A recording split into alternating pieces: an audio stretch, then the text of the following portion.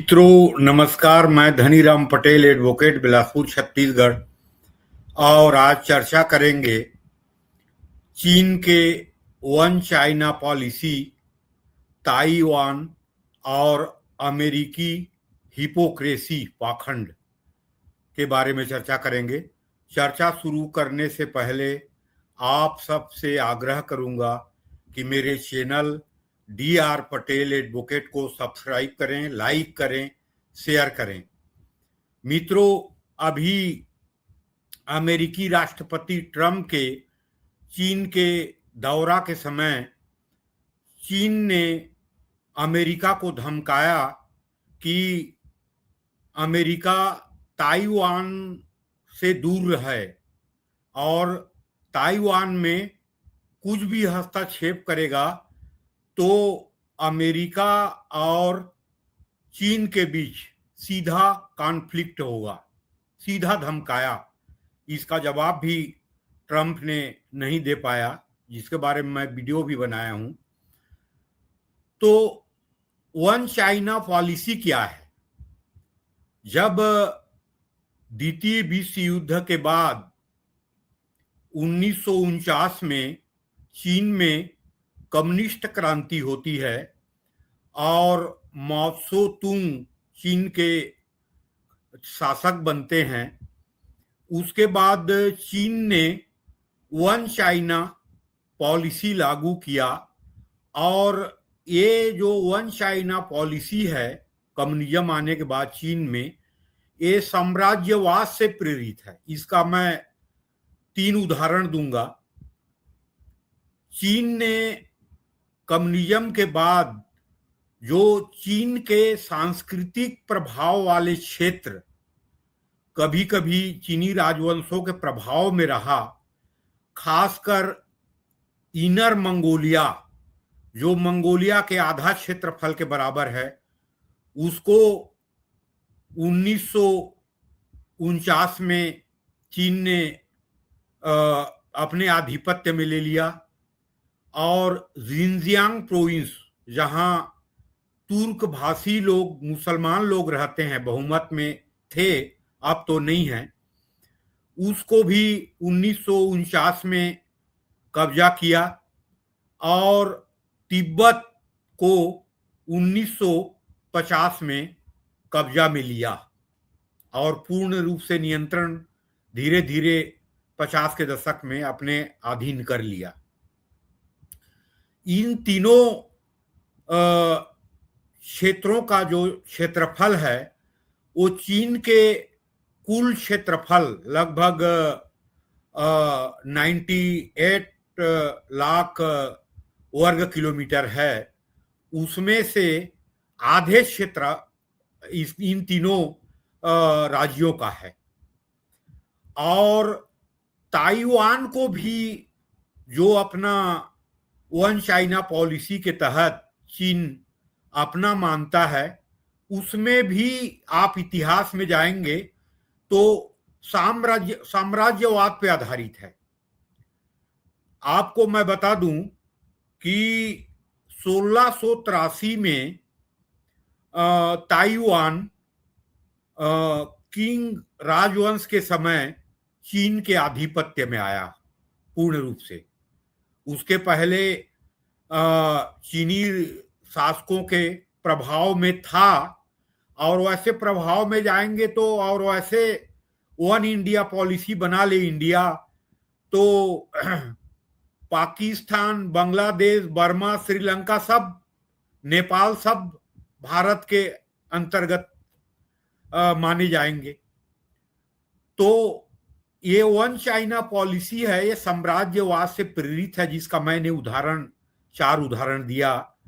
Inner Mongolia, Jinjiang province, Tibet और Taiwan.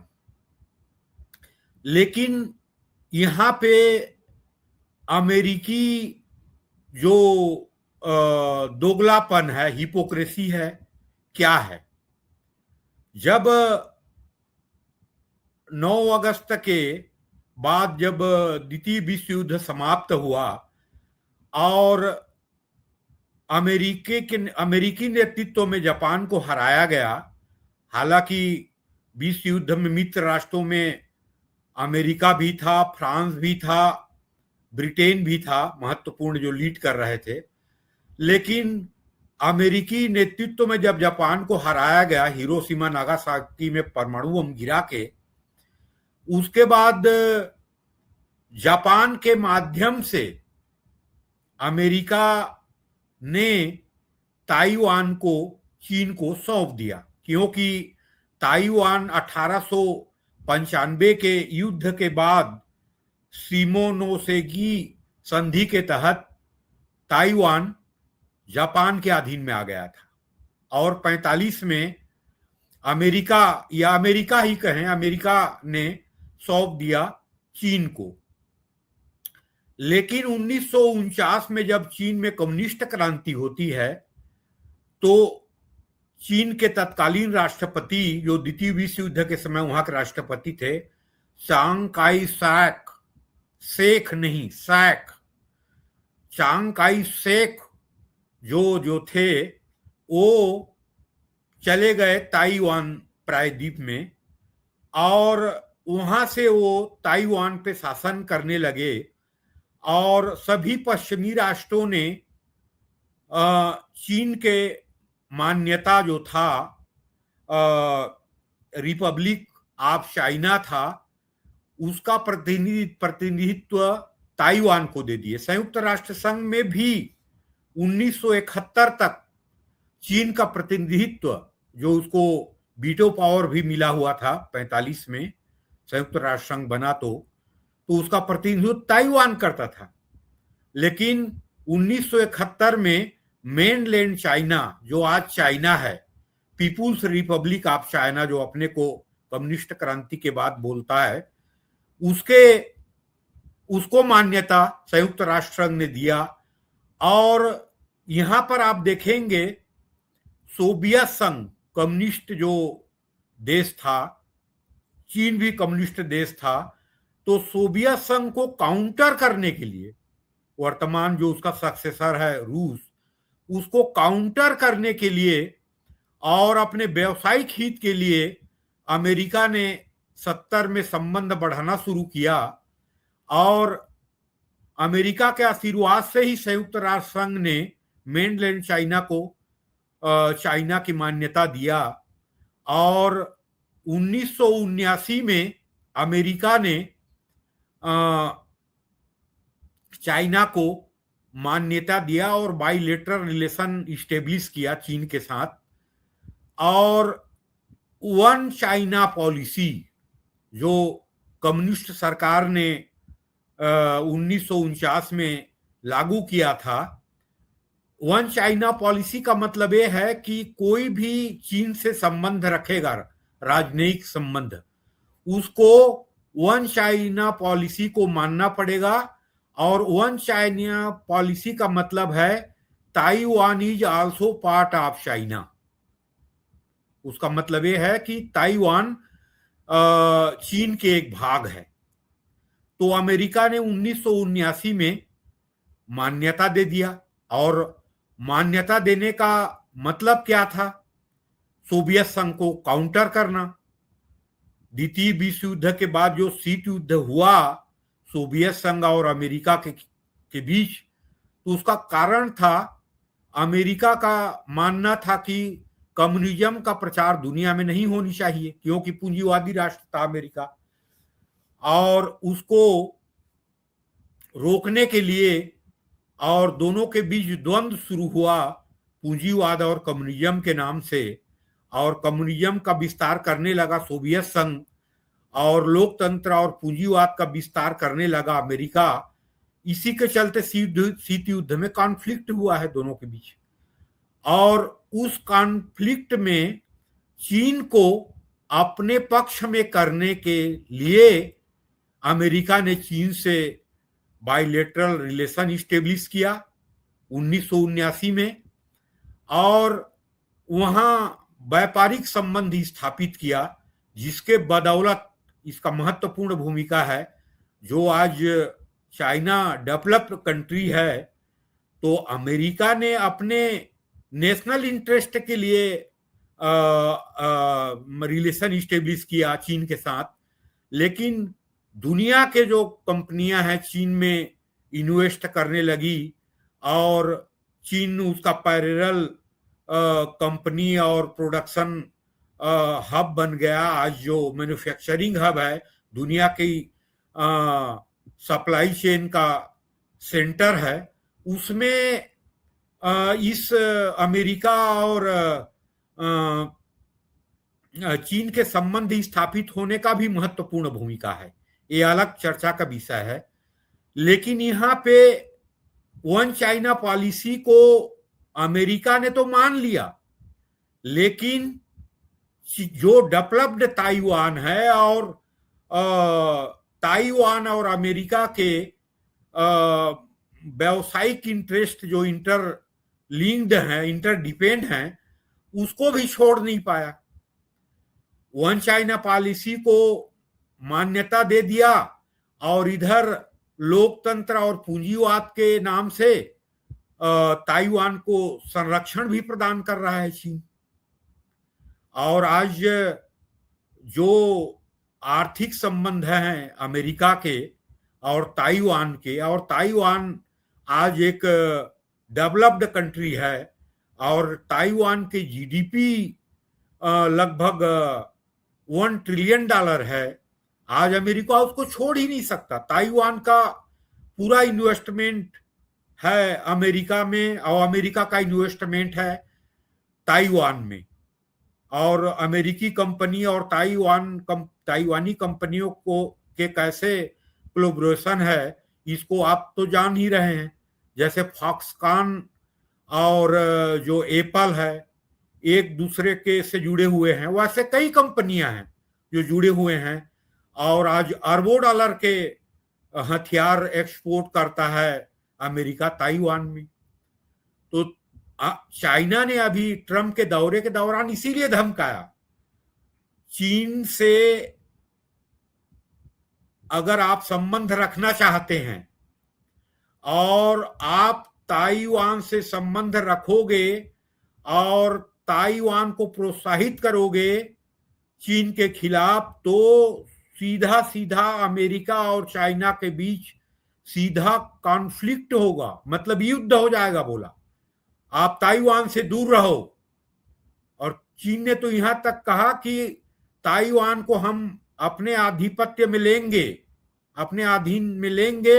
ये अभी पिछले 2-3 बार चीन के राष्ट्रपति शी ने कह चुका है वहां के नेशनल डे में। तो यहां पे अमेरिकी हिपोक्रेसी जो कई जगह दिखाई देता है, जैसे पाकिस्तान के बारे में जान रहा है कि दुनिया के टेररिस्ट के एपी सेंटर पाकिस्तान है, लेकिन भारत को चेक में रखने के लिए पाकिस्तान का सपोर्ट करता है अमेरिका। वन चाइना पॉलिसी को मान्यता भी दे दिया और ताइवान को संरक्षण भी अपने व्यवसायिक हित के लिए प्रदान करता है। तो आज चर्चा का मुद्दा इसीलिए था वन चाइना पॉलिसी, जो मैंने बताया कि साम्राज्यवाद से ही प्रेरित है और ताइवान इसमें पीस रहा है। ताइवान में भी लोकतंत्र है, वहां लोकतंत्री व्यवस्था है, पूंजीवादी व्यवस्था है, एक डेवलप कंट्री है। और वन चाइना पॉलिसी को अमेरिका मान्यता देता है, लेकिन ताइवान को संरक्षण प्रदान करता है। यह अमेरिकी हिपोक्रेसी है जो चाइना कहता है। चाइना नहीं, दुनिया के सभी लोग कहते हैं कि हिपोक्रेसी है। अमेरिका अपने नेशनल इंटरेस्ट में हिपोक्रेसी को बढ़ावा देता है, ये दुनिया जानता है। तो आज जो चर्चा का विषय था वन चाइना पॉलिसी, जो चीन की पॉलिसी है 1949 से, और ताइवान जो पीस रहा है अमेरिका और चाइना के बीच, और अमेरिकी हिपोक्रेसी पाखंड। तो इस स्थिति में क्या अमेरिका और चीन के बीच भविष्य में कॉन्फ्लिक्ट, युद्ध भी हो सकता है। और ये हो सकता है क्योंकि अमेरिका का आर्थिक हित जुड़ा हुआ है और चीन अपने ताकत के बल पे कब्जा करना चाहेगा तो अमेरिका करने देगा नहीं। लेकिन ट्रम्प जैसे राष्ट्रपति हो तो उसमें कुछ कहा भी नहीं जा सकता। चीन उसको अगर व्यवसायिक रियायत दे दे तो चीन को ले लो करके भी बोल सकता है। इसके बारे में कोई प्रिडिक्ट किया ही नहीं जा सकता, अनुमान लगाया नहीं जा सकता। ट्रम्प अपने, अगर उसको पर्सनल जो फैमिली बिजनेस है उसमें अगर बेनिफिट मिल जाए चीन से और चीन के इंटरेस्ट को सपोर्ट कर दे चाइना और अमेरिकन कंपनियों को एक्सेस दे दे पूरी तरह, जैसे अभी 17 मल्टीनेशनल कंपनी के सीईओ को साथ में लेके गया था, हालांकि मिला कुछ नहीं। तो ट्रम्प क्या कर दे ये कहा नहीं जा सकता। लेकिन ये दुनिया के लिए अभी जैसे रूस यूक्रेन युद्ध और ईरान अमेरिका युद्ध में जो दुनिया आर्थिक रूप से परेशान है और दुनिया मंदी की ओर अग्रसर है, वैसे एक और कॉन्फ्लिक्ट जोन हो जाए तो ये तो दुनिया के लिए दुर्भाग्यपूर्ण स्थिति होगी और दुनिया की अर्थव्यवस्था इससे बुरी तरह प्रभावित होगी। ये दुनिया के लिए बहुत बड़ी चिंता का विषय है। हालांकि भविष्य में राजनीति क्या होगी कहा नहीं जा सकता। मित्रों, नमस्कार।